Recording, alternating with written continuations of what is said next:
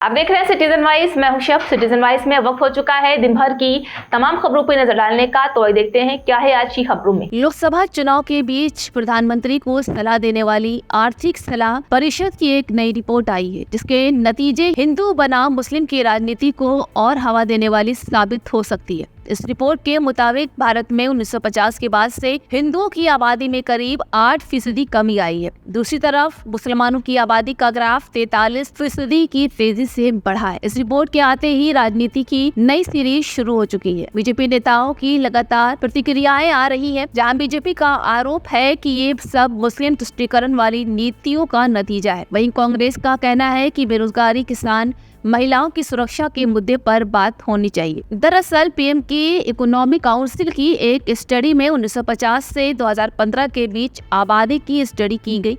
Study के मुताबिक देश में हिंदू की आबादी में करीब 8% गिरावट हुई है, जबकि 1950 में अल्पसंख्यकों की आबादी में तुलना में 2015 तक 43.15% का इजाफा हुआ है। 1950 में मुस्लिमों की आबादी 9.84% थी, जहां 2015 में मुस्लिमों की आबादी बढ़कर 14.9% हो गई है।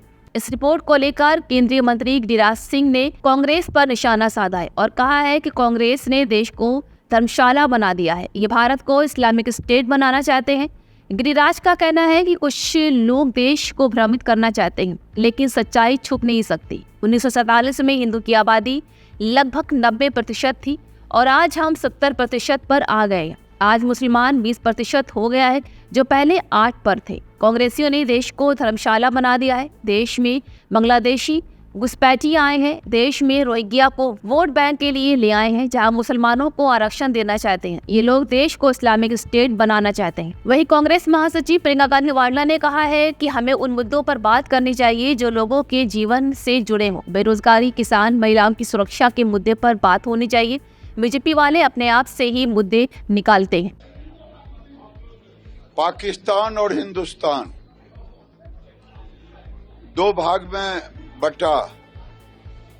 उस समय मुसलमानों की आबादी 8% थी।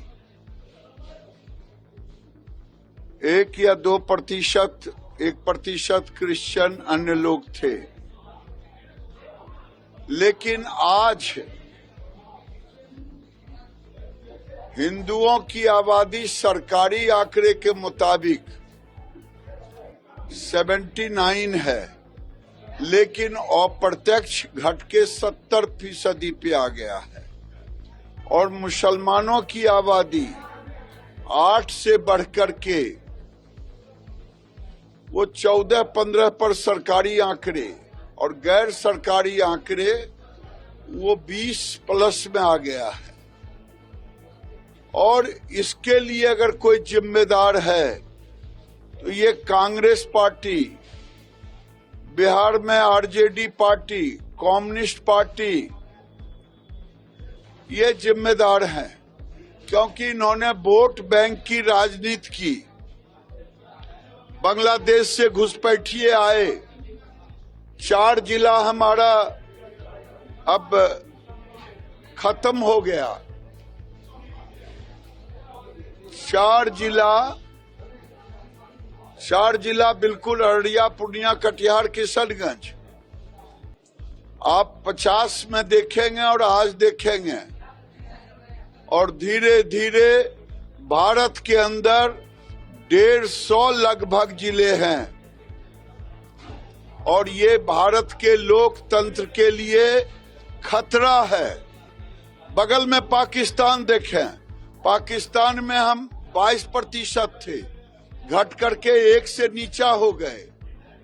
बांग्लादेश में 32-33% थे, आज 5 और 6 हो गए।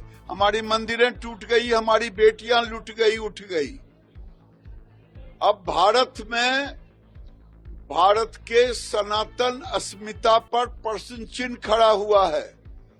और जब तक सनातनियों की संख्या है, तभी तक भारत में लोकतंत्र भी है। पाकिस्तान में लोकतंत्र समाप्त है, बांग्लादेश में भी समाप्त है।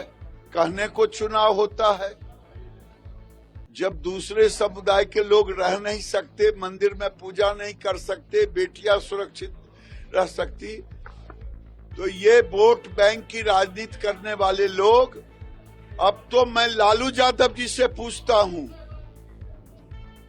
गरीबों के नाम पर, पिछड़ों के नाम पर सत्ता में आए, अब वो कह रहे हैं मुसलमानों को आरक्षण मिलनी चाहिए। तो इसी आज की अहम खबर, ताजा खबरों के अपडेट के लिए जुड़े रहिए हमारे साथ सिटीजन वॉइस पर। हमारे चैनल को लाइक, शेयर और सब्सक्राइब करना ना भूलें।